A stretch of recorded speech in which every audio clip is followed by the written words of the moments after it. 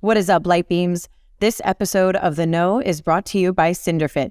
In case you missed it, I started using Cinderfit blocks in my workouts and I am absolutely loving them. Cinderfit is a design-oriented fitness brand based in Miami, 305 What It Do, and they have created these awesome, versatile, weighted, and very chic Cinder blocks that are a super asset to any gym or home workout. I can't wait to tell you all about my experience with them mid-episode, and you already know you are going to be able to use my unique promo code Nikki when you check out at www.cinderfit.com. Thanks to Sana Skin Studio for supporting the Know podcast.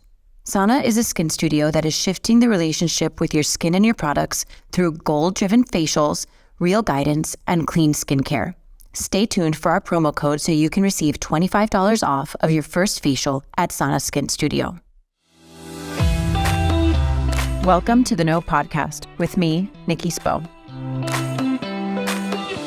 Ladies and gentlemen, stand up and make some noise. I am just kidding. We are not at a heat game. No siree, quite far from one. Nope, you're just here. You're listening to The Know, and I am your hostess, Nikki Spo. And today we are continuing our mental health discussion with Dr. Rachna Buxani-Mirpuri. And before I tell you about Doc, I want to remind you to subscribe to the show so you can stay in the know, obviously. And if you're feeling called to leave me a 5-star rating and review, it would mean the world to me. So, right. Dr. Rachna Buxani-Mirpuri is a licensed mental health counselor practicing in Florida and the founder of Buxani Counseling Care. She also has an established career as a counselor in Dubai and the Cayman Islands and continues to help international clients via HIPAA-regulated video conferencing as a board-certified telemental health provider. She has practiced as a counselor for almost 20 years nationally and internationally in government, private practice, and school settings. Her approach to helping provides an empathetic, non-judgmental, and safe environment for clients to heal and become resilient through the therapeutic process. This resilience-based, client-centered approach to therapy allows her to empower clients to reclaim the inherent strength that lies within them. She aims to provide affordable, quality mental health support so that no individual or family suffers due to lack of access to such help. Before her work as a licensed mental health counselor, Dr. Rachna served as a counseling coordinator for 21 schools in the United Arab Emirates. Through her experiences, she has developed a keen awareness and understanding of the needs of young clients and their families. Specifically, she has extensive experience working with both teens and adults to overcome various challenges, including depression, anxiety, eating disorders, general life stresses, behavioral disturbances, interpersonal conflicts, and marital family dysfunction. Dr. Rachna's greatest strength when delivering interventions is her multicultural counseling experience. She is especially empathetic to cultural dynamics in the context of mental health issues amongst clients. Through close collaboration with the client, she supports them in the process of change and aids with improving their overall satisfaction with life. And additionally, her dialectic behavioral therapy certification has resulted in her keen ability to teach mindfulness, relaxation, and distress tolerance techniques that provide clients with the skills necessary to navigate challenging life events. She is also the author of a book, which we're going to talk about today, A Pint of Patience and a Dollop of Love. Dr. Rachna is an active member of the American Counseling Association, American Psychology Association, and the American Mental Health Counseling Association. I'm so excited to get started with Dr. Rachna today. Let's go. First question, Dr. Rachna, I want to ask you is what inspired you to pursue a career in your field, and how has that initial inspiration evolved over time? I think the desire to help, Nikki, is something that I feel some individuals are just born with, right? Like you know that you want to do something to make a difference. You know you want to do something to help people. So I knew that. I didn't know that I was going to get into mental health, but I knew I wanted to work with people. And then, obviously, my past is from Dubai, and I grown up there. Did part of my college over there, and I realized that people don't have people to talk to, because at that point, and that's a little bit about my journey, how the 21 schools came about, because even when I graduated and went back, mental health was not a thing. So, I saw my friends suffer. I saw my friends' siblings suffer. I saw a lot of suffering around me, and absolutely no help available. So that kind of drove this whole idea that I really want to change this. I want to get into something that I can make a difference and I can help people. That's incredible. And so at what point did you say you were going to go into psychology specifically? So what happened is my journey actually started with me wanting to be a lawyer. I was very set on wanting to become a criminal lawyer in India and fight for women's rights. That plan fell apart because, I come from a conservative Indian family. So my dad was not very happy about me going and staying in India by myself and doing this. And so in college in Dubai, I ended up doing business because I'm from a business family, took psychology courses as electives, fell in love with it. And I said, okay, this is my path. This is what I want to pursue. And then went to Connecticut and then Boston to get my education done. You've been doing this for almost 20 years. Like, that's amazing. How has your inspiration and, I don't know, like the energy to keep doing it changed? Because or shifted, not necessarily changed, but shifted, evolved, I think it's hard, right? This is hard work that people like you are doing. It takes a lot of energy to be doing it, especially when you see a lot of suffering. So how have you continued? How have you moved through the profession over a period of 20 years? My journey started in Dubai. So I finished studying. I went back to Dubai and, was with a school and then ended up with the 21 schools.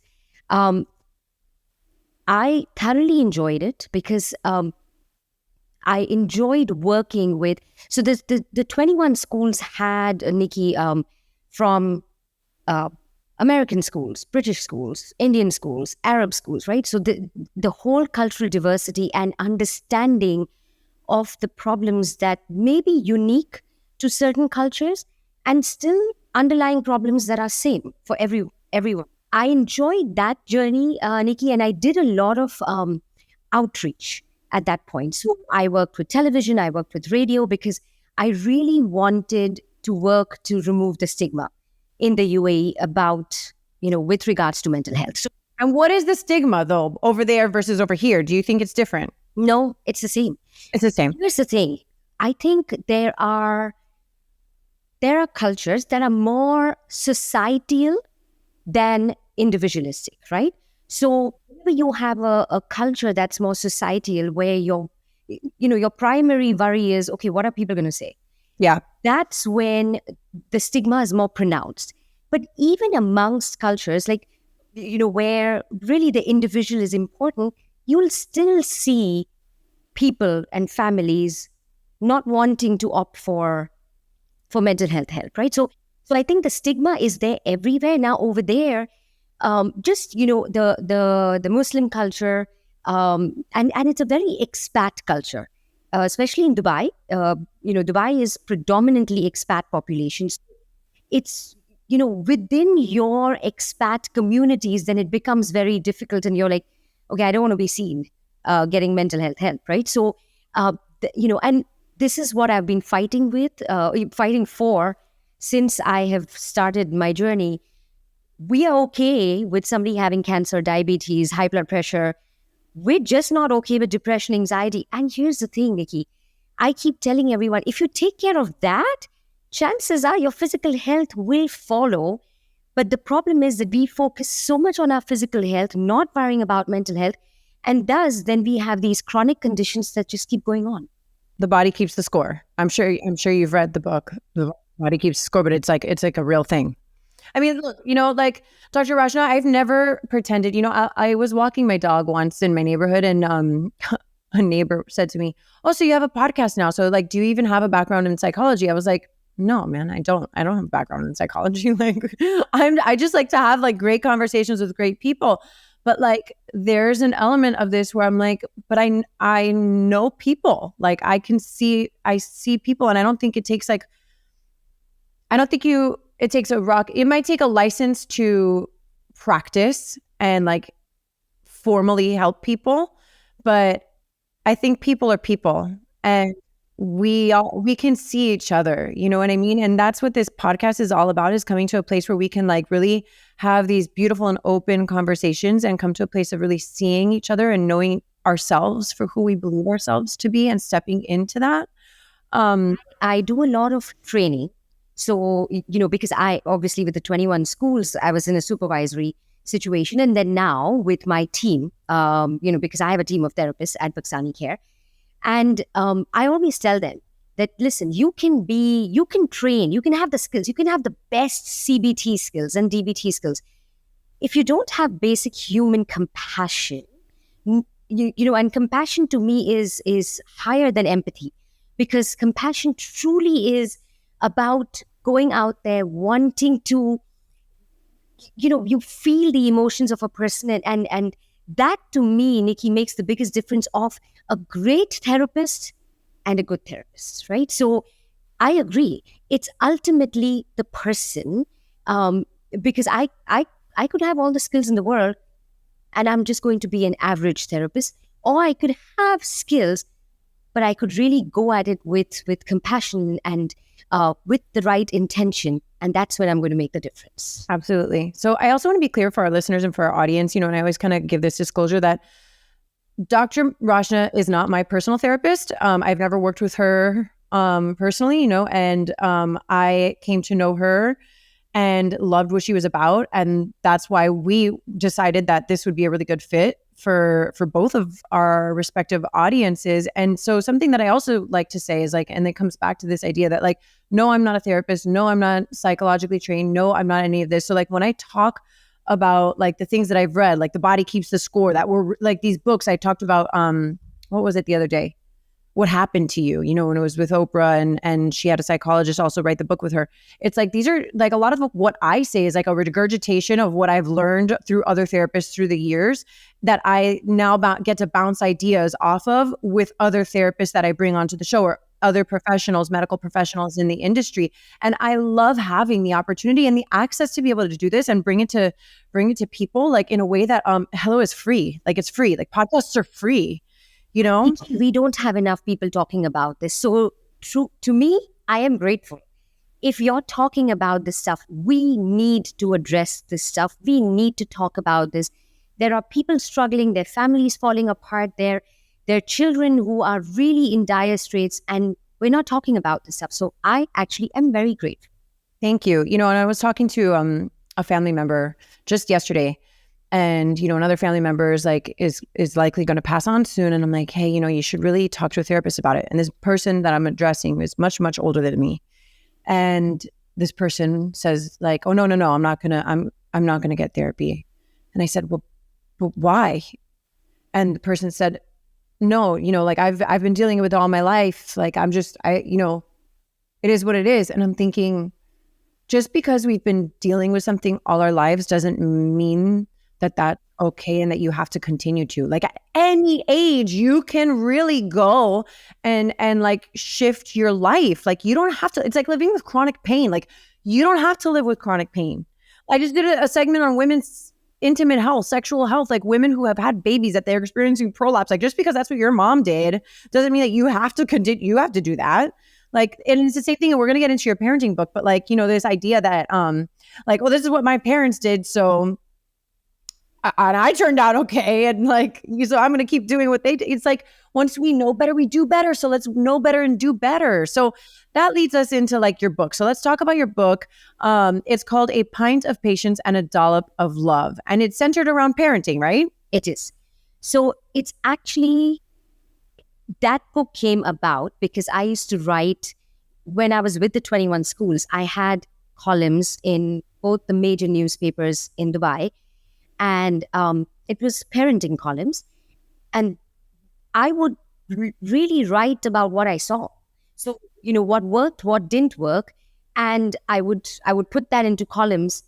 And this book, Nikki, is a product of that. So I took those articles and I kind of compiled it into making this book. And I the reason for the name is because it's like a recipe book. I don't want people to read it from cover to cover, because it doesn't apply to everyone, right? So I can keep it as a resource for oh, now I have a tween. I don't know what to do with this. Or, oh, my toddler, or my, not toddler, a little bit older, elementary school kid is lying to me or stealing. What do I do with those things? So you pick up the book as and when you need it through the developmental journey of your kid. Right. Like today I want spaghetti. Like today I'm craving spaghetti. Like, but I don't want it tomorrow. Like tomorrow I might need to have like a really good salad. Yeah, no, but I'm like, and I'm making that analogy, but it's like for people to like actually let that sink in, I think is really important. I think we read, and as a mother myself, like I have 3 children, I'm like, I read a parenting book looking for the answer. I'm like, I want the answer. I want the answer now. Like, I want the answer now. Like, how do I do it? How do I become the good parent? Like, the good parent is evolving. Like, I don't know, like. And I was going to say, as a disclaimer, there is no right and wrong. Nikki, I've worked in my span of these 22 years with so many families and so many parents, and majority of them really want to do the best for their children, right? So I think, even though these are tools, doesn't mean that it's going to work for your child, because I think the first step is to understand your child and to understand yourself. Yes. Oh my gosh. Can we say that again? The first step is to understand your child and to understand yourself. Absolutely. Oh my gosh, that's major. If I don't know myself, and if I don't know why I react a certain way or why something triggers me, I'm not going to do anything about it. And then I'm going to keep believing that, oh, the child is bringing this. No, it's really me. It's stuff from my past. It's my baggage that I'm bringing into this relationship with my child. So I really do need to, and going back to something that you said about therapy and why people don't, I think what people need to understand is really, in the true sense, therapy is a journey into yourself, a journey to understand yourself, thus making everything better around you, right? So because if I know myself, my relationships are better, my work environment is better, everything kind of flows as long as I have an understanding of self. And that's the journey of therapy. Do you know that like the no, like the reason why this show is called The No, like at first people were like, oh, it's in the know. It's not in the know. It's not about knowing everything. It's about like the deep inner knowing within ourselves.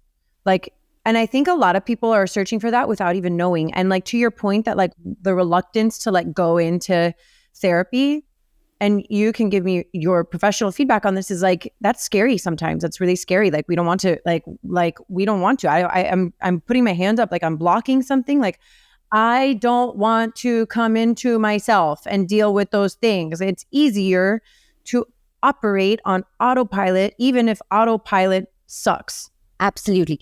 And I'll tell you one more thing that I think, people worry about. So when the whole world of mental health is designed around disorders, right? Yeah. So if you're coming to therapy, there's something wrong with you.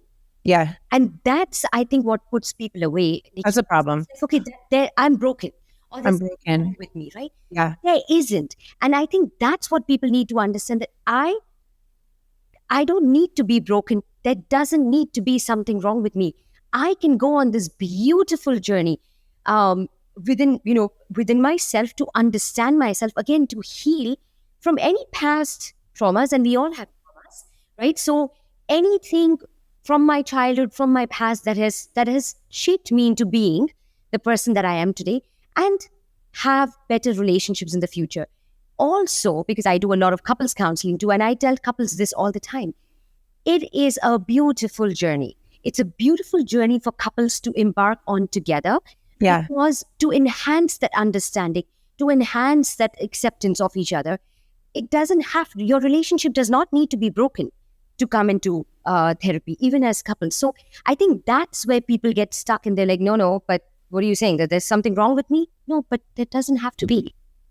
When it comes to like doing therapy with two people, right? Like both people have to be open to it and like genuinely open, not like I'm going to go because he wants me to go or she wants me to go, or I'm going to sit here and I'm going to check the box of like, yes, okay, I was there.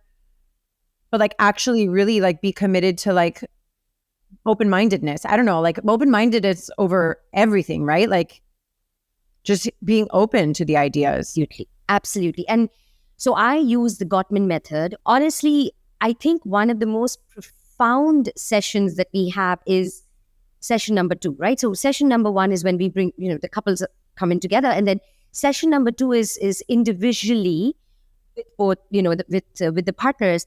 And that's where we assess what is your commitment to this process.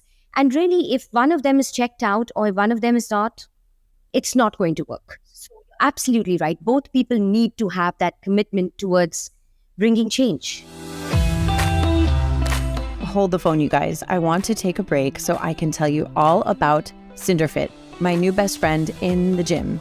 Okay, so it's no secret, I work out like a lot, and I work out in a lot of different ways because, well, I like to keep things exciting and new and fresh and different. Enter the Cinderfit block. Listen, I am pretty strong, physically and emotionally, duh.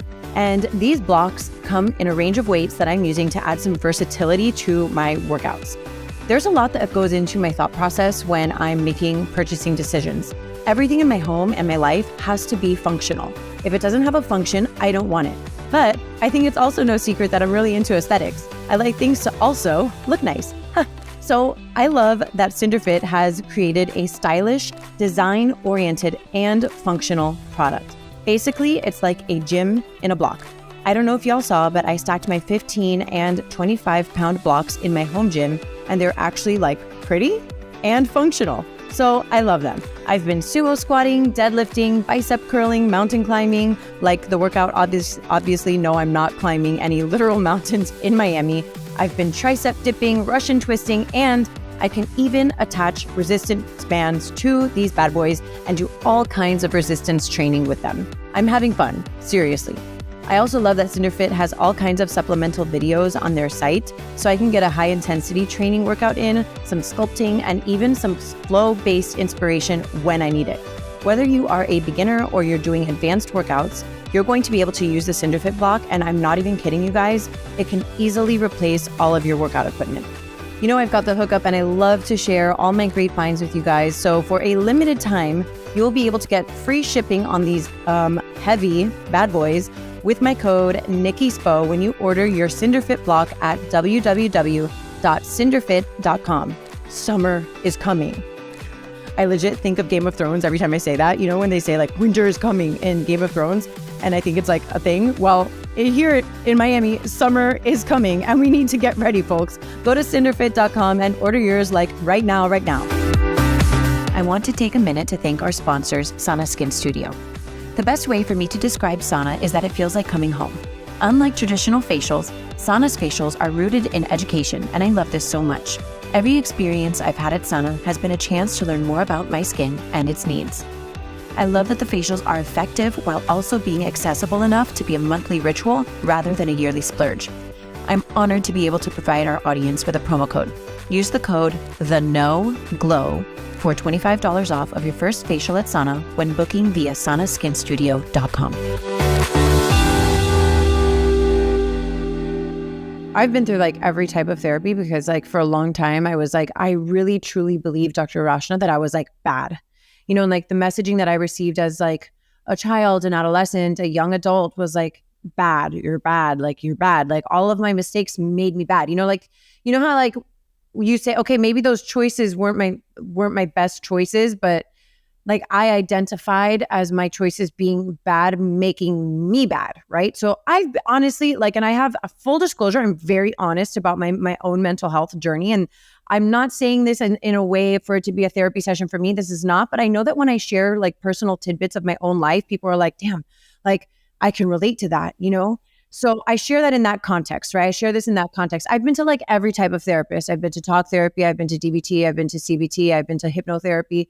I've done the Gottman method. I've done like all different, I've been on I've been to psychiatrists. Especially after my postpartum times, like I've taken medication to help me through those moments. I have no shame in my game when it comes to like addressing mental health. And I really, really, really want to like normalize the conversation around it, because I'm here, man, I want to live a good life, Dr. Rachna. I want to live a happy life, and that doesn't mean that everything's happy, but that means that I can get through things with like more confidence, ease, and joy. And move towards contentment, towards that peace, right? But how am I going to get How are we going to get there? Have chaos. And listen, no chaos. I didn't bring this chaos onto myself, right? Right. Any client who walks in, they have situations that presented in their lives that resulted in them having this chaos. So to move from that chaos to that contentment, sometimes you just need that help to be able to do that. And that's really what therapy is. Absolutely. No matter what technique you use. Honestly, Nikki, you've mentioned some of, the most, evidence-based practices that we have in our field. But at the end of the day, what research has also found is there's really no one technique that's better than the other. And the technique itself only accounts for 30% of the growth or the change that we see in the client, right? So really that 70%, which is majority of it, is the relationship, is the trust, is the, what happens in that session between the therapist and the client. So that's so profound, and I often smile when somebody comes into a session with me, the first session, and they're like, okay, so I'm sorry, so what have you certified in? And I'll go through the spiel with them, because I'll tell them exactly what my certifications are. And then I'll tell them this, because I'll tell them, listen, you know what? It doesn't even matter. Because if you don't like me, if you don't connect with me, if you don't feel that you can walk out of here having some hope that things are going to be different, don't come back, because I'm not going to be able to help you. Right. Okay. So that brings me to another thing that like I didn't even have on my mind before until you brought it up. So like I hear a lot of complaints from friends and just people in general, like it's so hard to find a therapist, and it's almost like dating. Like you need to get a dating app, you need to get a therapist app to see if you like match with the therapist well, and it's hard. Like thank goodness, and here's another thing. And when I mentioned this in my introduction of you, is that like that you're passionate about bringing affordable care to people, but like I, like full transparency, can access the best care. I have resources. I have the money to access the best care. That's not lost on me. I'm grateful for it.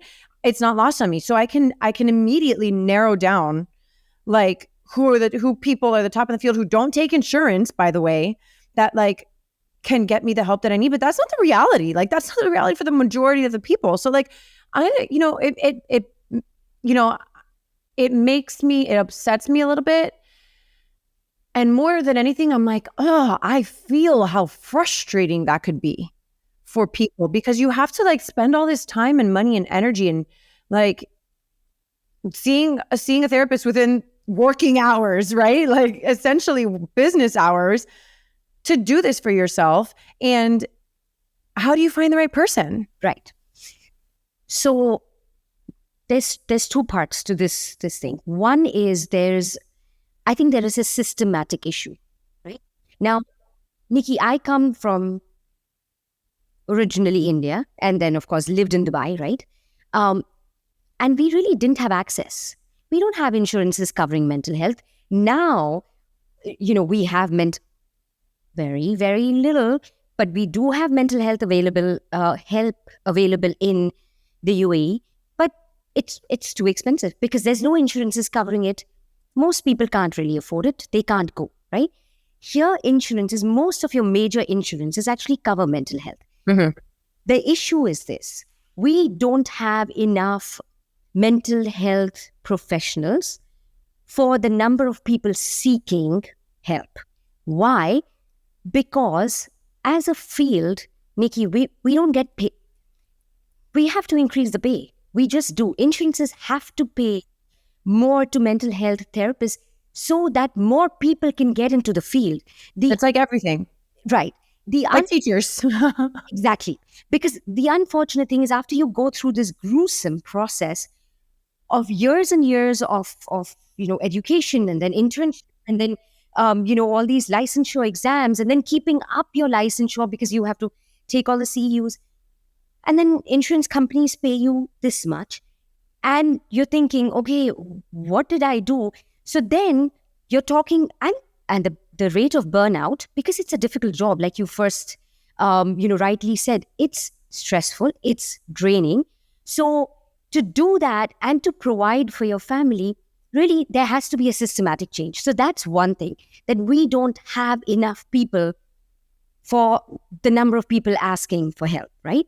The other thing is about finding the right therapist. And I think that is a trial and error process. I don't see a way around it, Nikki, because, it's only when you are in that room and when you talk to that person that in your gut. I know in my gut.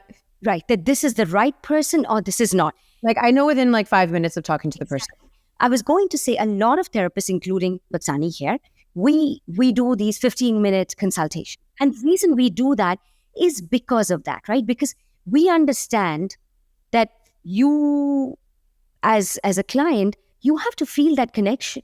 Because for me, I connect with almost all my clients, right? Because I really just am very passionate. I love what I do, Nikki. So for me, when somebody walks in, my whole purpose is I need to help this person. But the client has to feel that connection with me. And unfortunately, that is a trial and error process where, make use of that 15-minute consult so that you're not wasting an hour. Well, everybody's time, right? Like, it's everybody's time. Like, I don't want to waste my time. Like, my time is valuable too.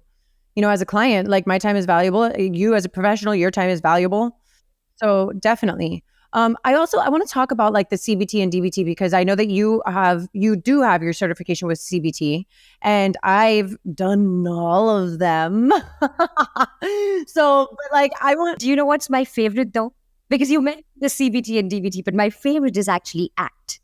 I've never done that. See, I haven't done that. Okay. So ACT is little bias there, but ACT is acceptance and commitment therapy. And it really comes from, so Steve Hayes went to India, studied mindfulness, Hindu, he studied the concepts and came back and has created this therapeutic approach, which really, I think every approach takes a little bit from CBT and then adds in a little bit of their own.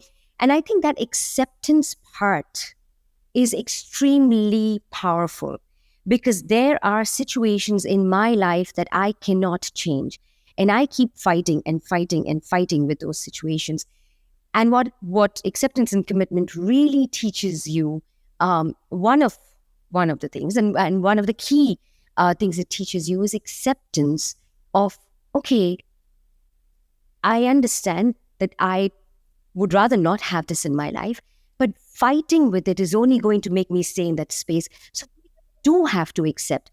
I do, have to build that acceptance about situations, about people, about myself, and I can find a way forward. So that's kind of my favorite. So for the people who don't know, who might be listening to this and thinking, oh my gosh, this is a lot of information. We talked about the Gottman method. We're throwing out letters like CBT and DBT. Like let's just break it down for those people, because we want them to leave here understanding what options they have, what might be best for them. Like if they're listening to this. So the Gottman method, like in a short nutshell, what is the Gottman method? Couples counseling. It's really enhancing communication in relationships. Because what the Gottmans found through research, and really it's the only evidence-based practice that we have in couples therapy, right? So, right. And what they found with the tons of research they've done is when, couples can get through major life hurdles, but if the communication breaks down, then that's it, right? Mm-hmm. That's really what affects relationships and affects them very negatively. So that's everything. It's a very skill-based. I love the Gottman method because it's not, you're not talking as a therapist. I'm not talking at my clients, right? Right. They are doing the work in the session, and I'm kind of there coaching and guiding them through this. So it's beautiful. But really enhancing communication and relationships. And I've actually used the Gottman method when I'm dealing with any sort of relationship. So sometimes I'll have a parent and a child come in, and there you go. I'm teaching them, ways of communicating that you're not attacking, you're not defensive, and so. Four Horsemen. Oh my gosh. I did it, but for those of you listening, I have a whole other episode like that just solely focuses on the Gottman method. But like one of the things that we do talk about is the Four Horsemen and how I'm going to use a symbolic word, deadly there can be to a relationship. But yes, so there is a communication element to it, and like the Gottman method is really primarily focusing on that. What about what's the difference between DBT and CBT? Okay, so CBT is cognitive behavior therapy. That's really one of the original therapeutic models that we had. Very practical, very hands-on. What it does is it's in the name. So cognitive behavior. So what it does is it helps you change negative thought patterns, and it helps you change your behavior, right? We generally tend to start with behavior because behavior is the easiest for me to change. And then we work on the thought patterns. And the idea is that if we do that, the emotions follow, right? Because I'll see a difference in my emotions. So that's, CBT in the most basic and traditional sense. DBT is dialectical behavior therapy, and that was created by Marshall Linehan. It really started for people with personality disorders, and primarily borderline personality. And Nikki, I think you and I have to do a full show on personality disorders because that is a huge thing. I'm writing it down. Most people, when they come to us for depression, for anxiety, for, I have a brain fog, I can't focus, it's really coming from a personality disorder, because I believe that they are way more people with personality disorders than we actually, care to acknowledge. Not everybody has a personality disorder, but they have personality disorder traits. Mm-hmm. They have traits but what's glaring to us is the depression and anxiety. But really, root cause is I was abandoned as a child. I was not, my needs were not taken care of. I went through the severe trauma as a kid, and so there are these issues with personality that we really have to acknowledge, because the issue is this, Nikki. If I don't deal with that, it doesn't matter what I'm doing for my depression, anxiety. It's not going to work. Yes, you're right. It's superficial. So that's why. But DBT primarily started for people with borderline personality. And Marshall Linehan herself struggles with borderline personality. That's why she kind of developed this. And again, a very skill-based approach.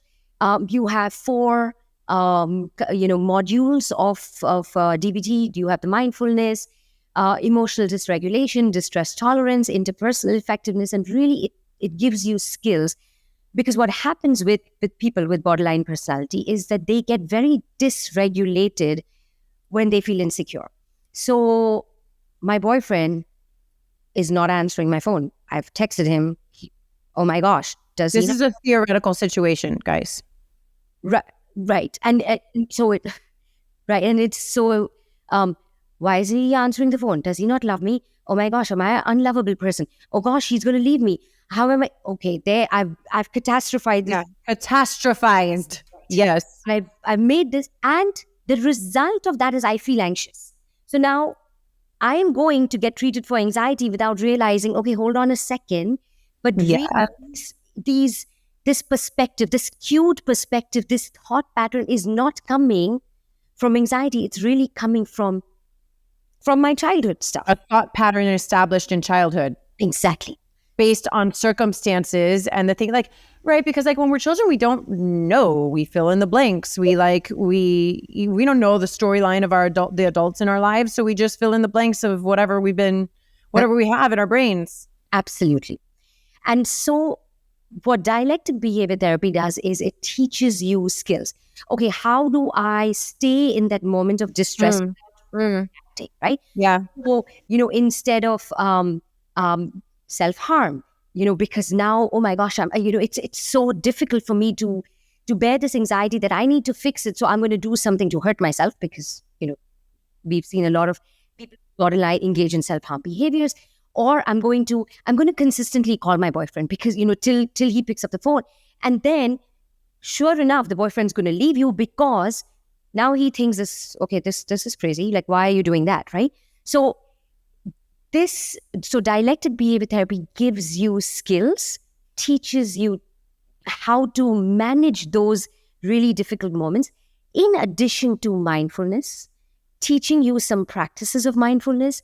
And people often, when we talk about mindfulness, they think we're talking about meditation. Yes, correct. Like, okay, Hands that's down. the only way, but it isn't.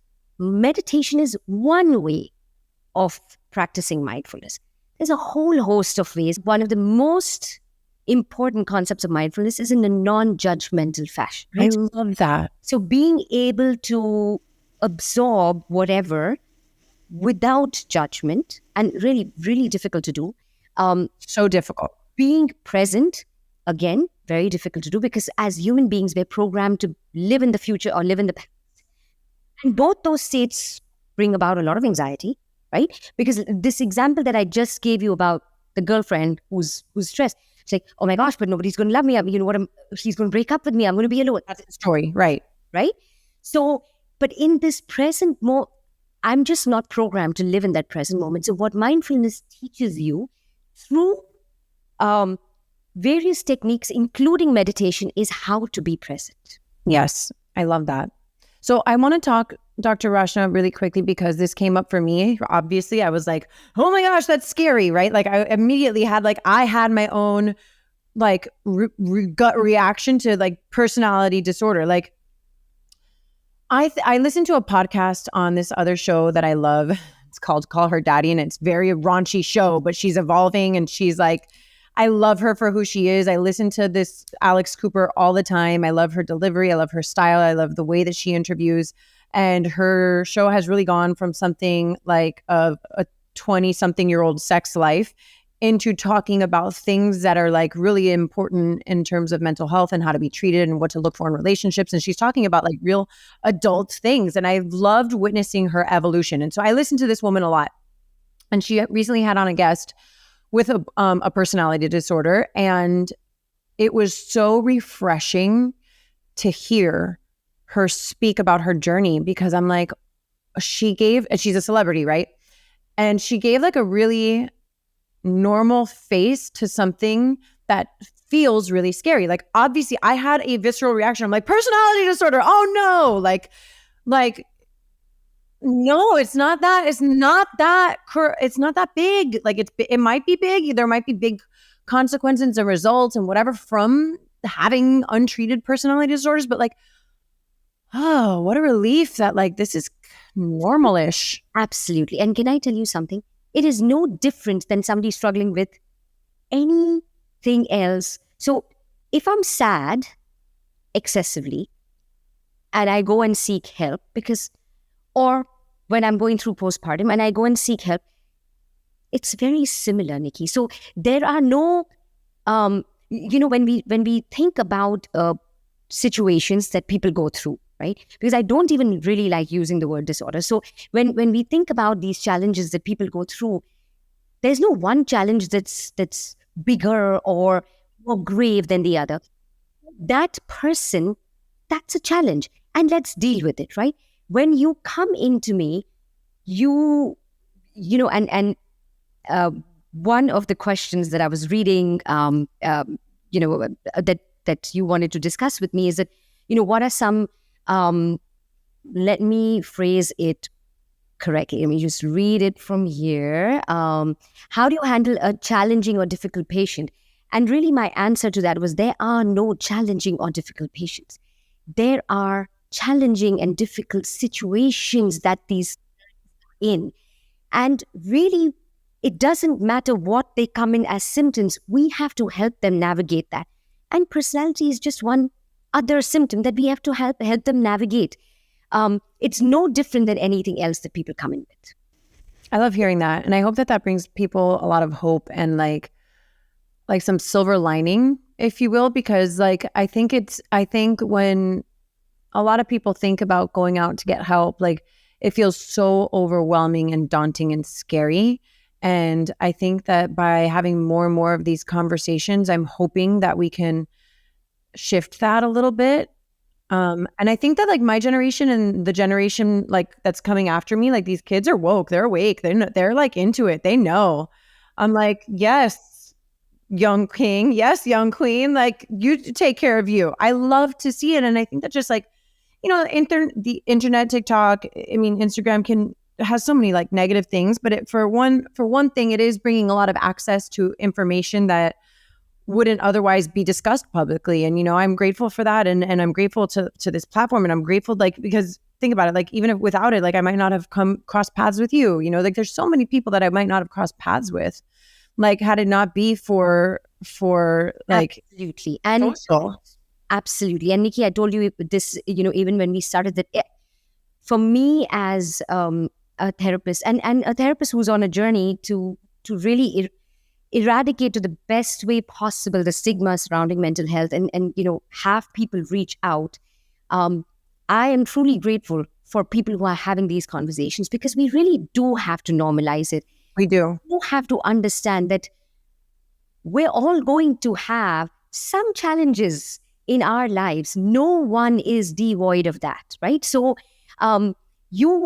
when coming into a therapeutic, a safe environment, a non-judgmental environment where you're working with someone to really navigate those challenges, I think is a beautiful experience, an experience that I wish every human being could have, to gain that self-awareness. Because again, to find that contentment, or what we talk about self-actualization, it cannot happen till I have an understanding of myself. And, that's right. An understanding of self cannot happen unless I really deal with some of those difficulties that's right. that have happened in my past. I really do need to navigate. I need to heal from those things. And then I need to become the best version of myself. Dr. Rachna, I'm so thankful to have you on the show. I've loved my time chatting with you. I know that we're, like I always say, like even if we help one person today, like I feel like we'll have done something really, really special. Yes. But I don't think we're just helping one person. I think that we're going to be helping like so many people. And I'm so grateful for you. Everybody, this is Dr. Rachna Buxani-Mirpuri. And Dr. Rachna, where can we find you? Where can people find you? Several ways. You can follow us on social media. I have a team that does a phenomenal job posting mental health awareness stuff. So Buxani Care is our social handle. Buxanicare.com. So that's our website. You can request to book an appointment through that. Or you can call the office, and the number is 786-808-HOPE. Because I believe hope is very, very big. If people can leave my office with that hope, I know that they're going to bring change. So, but they can call, you can email us, Rachna@buxanicare.com or admin@buxanicare.com. You can reach us through our website. You can reach us through our socials. So lots of ways. Amazing. Thank you so much for your time, Dr. Rachna Buxani-Mirpuri. We're so grateful to have you here. We're so grateful for your energy and all of the love and compassion that you bring to your profession. And I hope that you just continue to shine light on all these things that are super important so that we can all find the best versions of ourselves. Thank you. I truly appreciate it, and I truly appreciate your initiative. What is up, Truth Speakers? Thank you so much for listening to this episode of The Know, brought to you by Cinderfit, my new favorite piece of workout equipment, which can easily replace all of your existing workout stuff. Because no one likes clutter. You can pretty much do it all fitness-wise with a Cinderfit block. So, like I said earlier, summer is coming. It's time to get your fitness game on so you're feeling great, not just for summer, but for life. Get free shipping on your heavy Cinderfit block for a limited time by using my code NikkiSpo when you check out at www.cinderfit.com. Enjoy! This podcast was brought to you by Sana Skin Studio. Be sure to use my code, TheKnowGlow, for $25 off of your first facial at Sana when booking via sanaskinstudio.com. More than a skin studio, Sana is a movement towards healthier skin and self-love.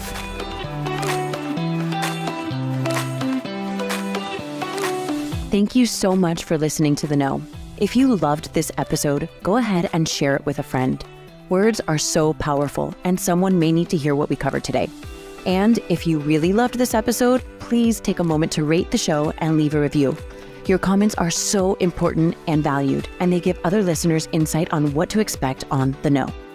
You can connect with me personally via Instagram at Nikki Sap Spo and The Know with Nikki Spo. My hope for you today is that you are fearless in looking inward so that you can be your highest, most authentic self and go after the life of your dreams.